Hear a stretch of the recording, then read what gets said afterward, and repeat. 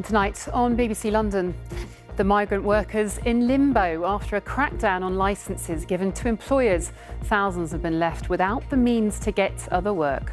After 6 months, they said there is no job. So that time I feel that there's something is fishy here, because if they don't have job, why they recruit us? We look at what's changed and what support is being given to those affected. Also on the programme, uniting through food. We've been to the Al Manar Mosque, where they're encouraging people from all walks of life to get together later this week for VE Day. We are all so different. Every single one of us is different. Every community is different. We can have different beliefs, different religions, different faiths, but we are one. And we hear from the people behind the winning medals after the weekend's record-breaking marathon in the capital.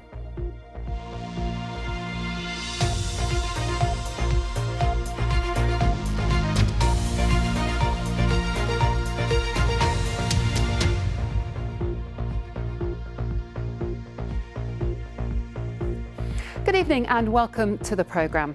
First tonight, the foreign workers who've been left stranded following a government crackdown on companies that exploited the visa system.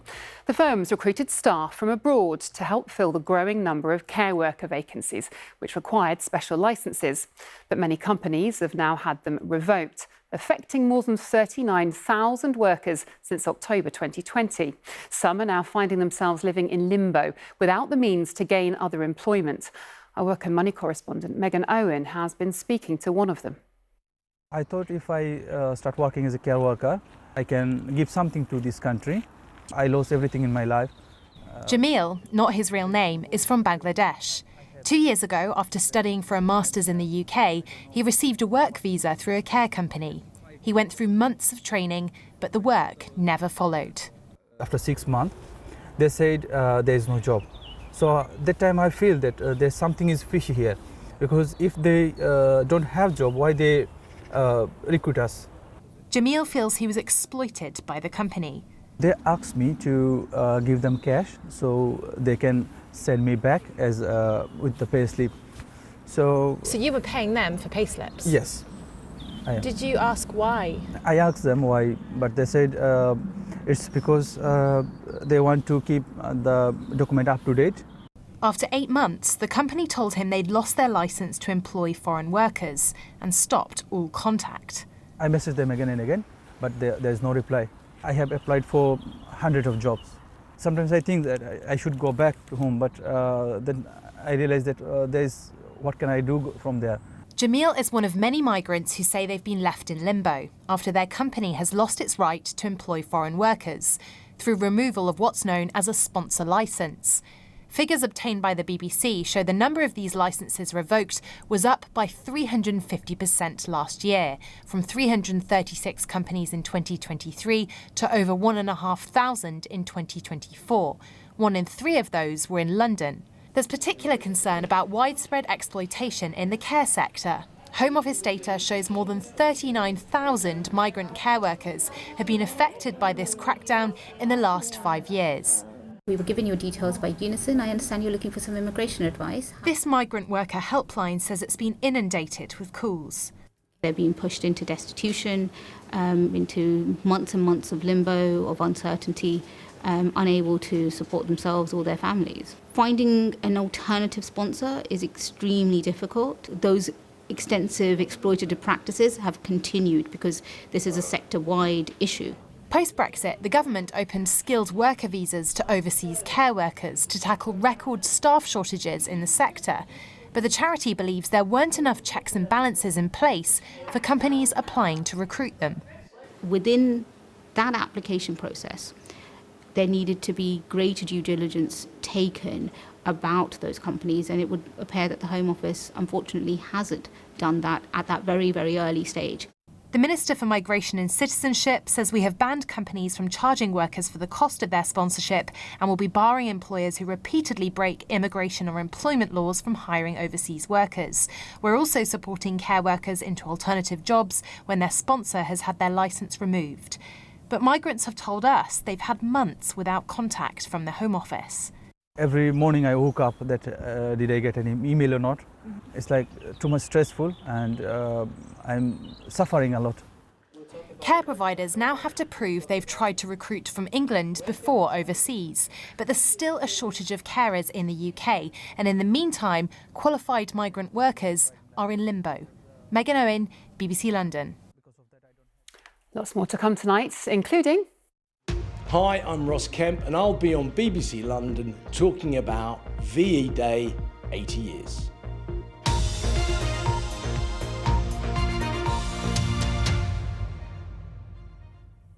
The Met Police Commissioner has warned that knife crime, violence against women and theft could all rise in London unless the government provides more funding. Sir Mark Rowley is due to raise concerns about the financial challenges before the London Policing Board this week. Well, our Home Affairs correspondent Sonia Jessup is here. First of all, Sonia, what's he said? Well, the Met Commissioner has previously warned, of course, of the potential eye-watering cuts we could face. In this latest report, he is trying to make the case for why the Met should have more money from the government in June's spending review. He says the Met wants to have 38,000 officers, but by the end of the year, it's expecting to have just 31,000. He says they expect to close up to half of their current buildings over the next 10 years because they're in such a bad state. And remember the promises that the government's made to halve knife crime in a decade and halve violence against women and girls. Well, the Met Commissioner says that that will be impossible without action here in London. And instead, he says that we could see sustained increases in those offences. He says we must be honest to Londoners. Now, the Met, of course, has had more money from the government and the Mayor. Just last week, the Home Secretary told us that, that there's a review underway into the Met's finances. But I think even as those negotiations are underway, it gives a sense of the Met's position in all of this and the potential impact on Londoners. Absolutely. Sonia, thanks very much. Residents in Forest Hill in South East London are calling for what they say is proper compensation from Temps Water after thousands were left without a supply for around 5 days back in February. The firm says it's looking at what it can do to improve its customer guarantee scheme. Thomas McGill has more. So we were living in this block of flats here. Between this block and this block over here, there's almost 50 households, and all of us were out for 84 hours. Nina and her family were without water for 5 days after a large pipe in the Crystal Palace area burst back in February. We have a 4-year-old, we have a 1-year-old. We didn't receive any water from Temps Water. We didn't have any water coming through our taps. We spoke to them at the time to say we should be on the priorities register. If you've got children under 5, you should be a priority for water delivery. They did not deliver water. Residents affected could collect bottled water from a car park in Beckenham at the time. But for Calvary, who lives in a flat in Forest Hill, that wasn't good enough. Now, she says, Thames Water is continuing to fail customers by not providing adequate compensation. Well, we just received a letter to offer £30 compensation, which they think is according to their statistics because they do measure water pressure in the area. And if it's over a certain bar, then it's still feasible that in their eyes, we had access to water. And it wasn't just here in Forest Hill where people were affected. Thousands had no water across whole swathes of South East London, including SE19, SE20, SE23 and SE26. Customers are entitled to £30 compensation for every 12 hours they're without water. But Nina says many of her neighbours have been underpaid. She's calling for the water company to do the right thing. For us, it's 150 quid we're out. That's not a small amount of money. And when you think that 10,000 people were affected by the leak, I know just from the local neighbourhood that there's dozens of households who have been offered lower compensation than they should have. It becomes a bigger problem. In a statement, Thames Water says, "We recognise the current customer guarantee scheme does not always accurately reflect the experience customers have during a water supply interruption, and we are looking at what we can do to improve this." Thames Water secured a £3 billion loan last year to help bail it out after facing huge debts. And with much of the infrastructure old and outdated, this latest burst pipe is unlikely to be the last. Thomas McGill, BBC London. Now for a roundup of the day's other news. A former aide to the Health Secretary, Wes Streeting, has been spared jail after exposing himself to a teenage girl and following her. Sam Gold, who was also a councillor in Redbridge, was seen by the 13-year-old girl in his parked car. Today, he was sentenced to 22 weeks imprisonment, suspended for 2 years after admitting 2 counts of exposure. Knightsbridge Underground Station has been refurbished with a new entrance and the installation of 3 new lifts, increasing capacity at the station. The new step-free access opens up some parts of the station that have been shut for nearly 100 years. Knightsbridge sees more than 13 million journeys each year. A man's been charged with murder following a fatal stabbing in Twickenham on Saturday night. Harpal Singh Rupra died after being found with stab wounds in Elliman Avenue. George Luca, who lived in the same street, has been charged with murder. Now, next week sees the 80th anniversary of VE Day, the day that marks the end of World War II in Europe, and a chance to remember the sacrifices of those who served, including millions of soldiers from Commonwealth countries who fought and died for Britain. At the Al-Manar Mosque in West London this morning, a special gathering took place, which also attracted an EastEnders actor and a well-known chef. Asad Ahmed was there. A Victoria sponge cooked in a mosque by the winner of the Great British Bake Off. It shows people uniting to remember VE Day in today's London. And in the kitchen, banging the drum for communities to come together, Ross Kemp. 6 million people from the Commonwealth came to fight alongside British forces. They were Muslims, Hindus, Sikhs, Jews, Christians, and it didn't frankly matter the colour of your skin, your race, your religion, or your class. People came together to fight against tyranny, to fight against fascism. And I just think it's really important that we make this as inclusive celebration as we possibly can. The community kitchen at the Al-Manar Mosque is known for bringing people together, and they want to do it again. Why do you think it's important to get involved with VE Day? Well, start with to show appreciation for the sacrifices that were made, and also in times of hardship, people pull together. I cannot stress enough the importance of thanking those who have given us this opportunity 80 years ago, that today we're remembering them and enjoying on their behalf, and that is significant as a British, as a Somali origin, as different communities across the country. And the Great British Bake Off winner and Londoner behind today's Victoria sponge believes different foods should unite different people. So you'd be quite happy to go to a street party where your Victoria sponge cake was sitting next to a biryani? 100%. You know what? I'll be asking how you've made that biryani, where the recipe came from, and I'll be giving it a go myself. And I think that's what's so important. We are all so different. Every single one of us is different. Every community is different. We can have different beliefs, different religions, different faiths, but we are one. Most VE Day celebrations are taking place next week, and it's not too late to organise a party and join in yourself. Asad Ahmed, BBC London, at the Al-Manar Centre. Lots more to come tonight, including... Find out why this pub is full of tattoo artists and enthusiasts on a Monday lunchtime, and why this venue is so important to the history of tattooing in London.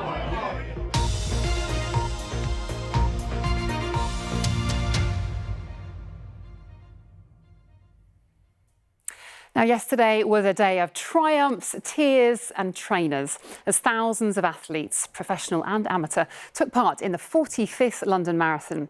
The 26-mile course through the streets of London saw over 56,000 people take part. Among them were runners with very personal stories about why they wanted to run. Well, BBC London's been following before the race started. Aisha Baksh caught up with some of them. To run any long-distance race is an achievement, but taking part in the London Marathon is a unique experience. Alex Paget is a brain injury survivor. We first met him during training near his home in Clapham. He ran the marathon to raise money for Headway, a brain injury charity which supported him after his accident. And he made his own costume to resemble a human brain. I had my name on the front and back of it.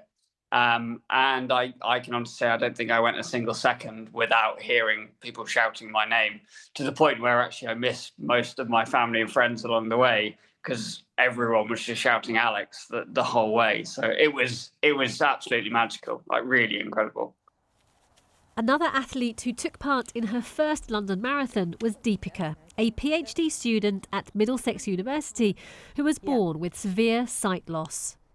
I have a very tiny degree of tunnel vision left, with which I can make out, I can perceive light and dark, and in the light I can make out shadows and silhouettes. She ran the race with her guide runner Christine Brocken and raised thousands of pounds for the RNIB, the Royal National Institute of Blind People.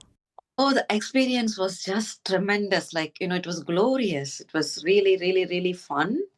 The atmosphere had to be, you had to be there to fully realize it, to say, to let it sink in, to soak it in. It was so lovely. In fact, many of those taking part had very personal reasons. Why are you running? For my charity, we teach young Imperial College student Cameron Crabb ran in honour of his mum, Jill.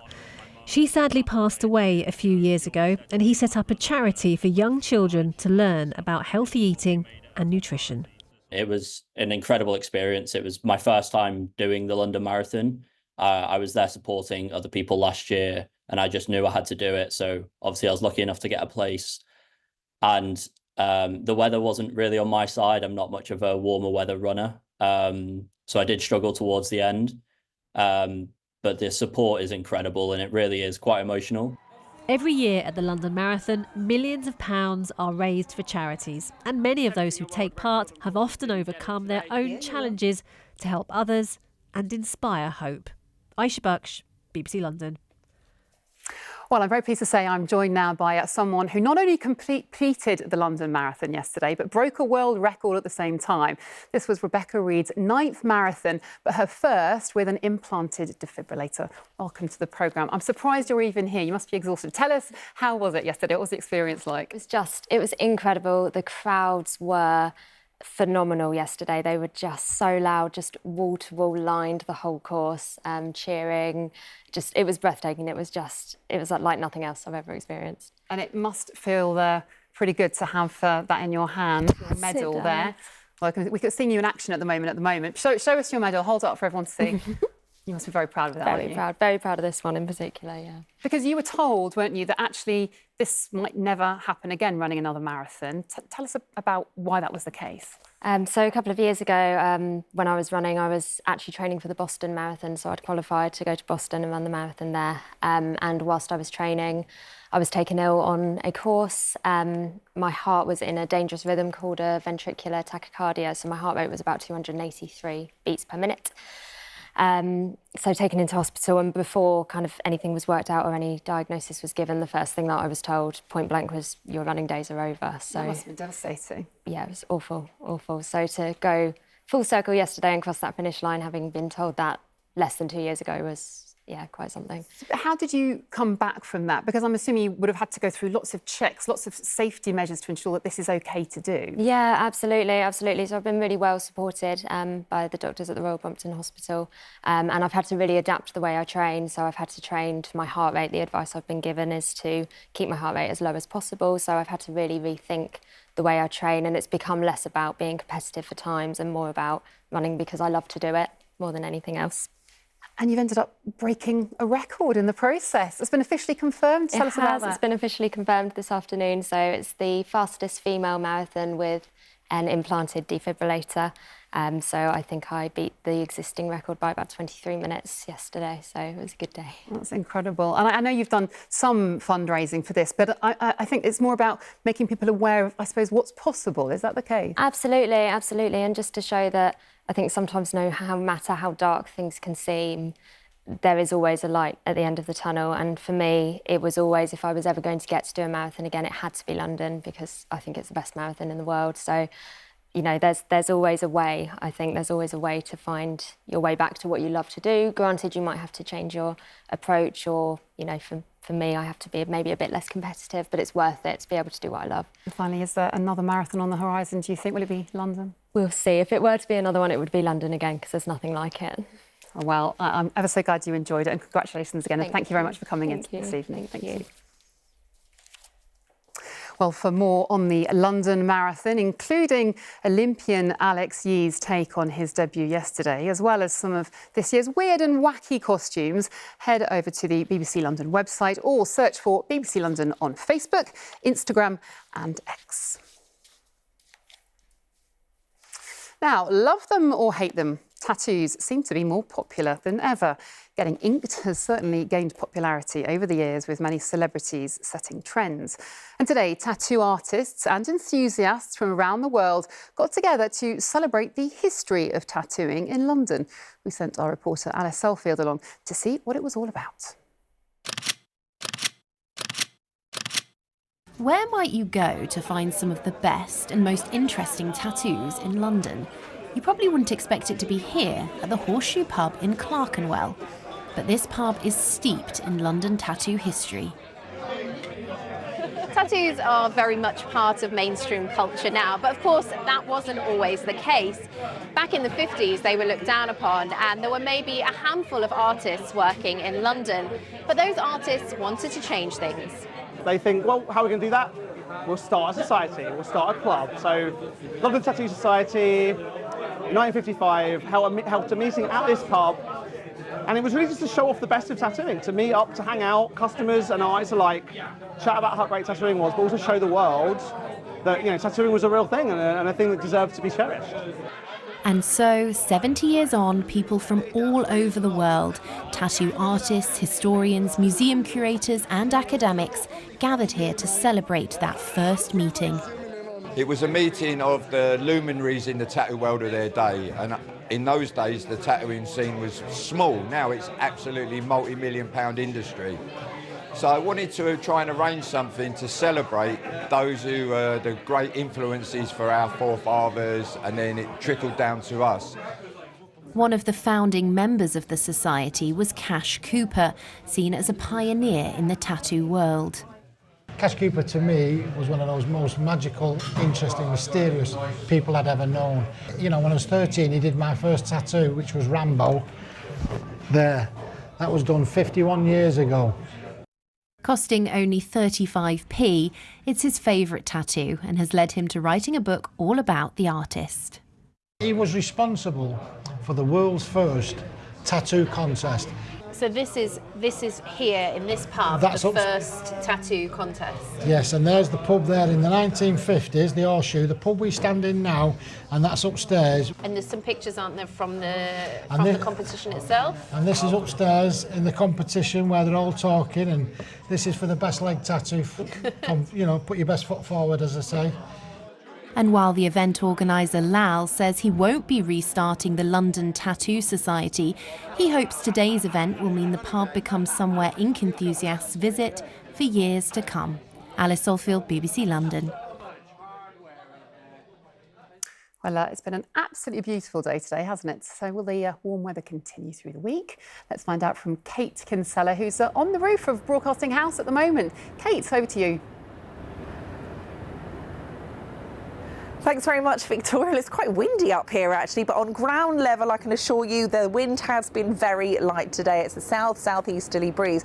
Now, talking of the marathon, yesterday's marathon was the 4th warmest London marathon on record. We had 22.2 Celsius recorded, making it the 4th warmest. Today, it has been even warmer. The temperatures today got up to 24.5 Celsius at St James's Park. We've had plenty of sunshine. You can see from earlier on, there's really not much cloud to speak of, just a little bit of fair weather cloud that bubbled up just as the heat of the day got going. And as we head into the evening and overnight, it's staying pretty clear, actually. The minimum temperature not dropping much below 10 or 11, so double figures in central London, a little bit cooler out towards the suburbs at around 5 Celsius. So for tomorrow morning, there may just be a little bit of mist around, not a lot, but a little bit. That's going to burn back very quickly. It is another day full of sunshine, plenty of it tomorrow. Again, the wind is light on ground level, not up here. And the temperature tomorrow is sneaking up just a little bit higher.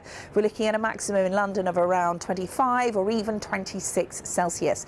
Then overnight into Wednesday, that high pressure just drifts a little bit towards the east, but it really doesn't make too much difference at all to our weather. It's dry and clear overnight, and then Wednesday itself, more sunshine, but the temperature is getting a little warmer. It's actually going to feel quite humid as we head through Wednesday and through Thursday as well. The temperature on Wednesday getting up to 26 Celsius. We could just see 1 or 2 spots at 27 Celsius.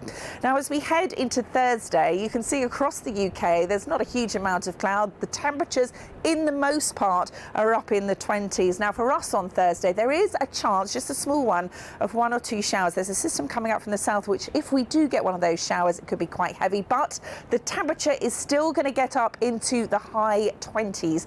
So another very warm day for Thursday at 27 Celsius. Little bit of a change as we head into Friday. A little bit of cloud, but that should break up, but the temperature just starts to get a little bit cooler. It's not too cool though. Still, as we head into the weekend, it's largely fine and dry. Chance of a shower on Sunday, but temperatures in the high teens. Back to you, Victoria.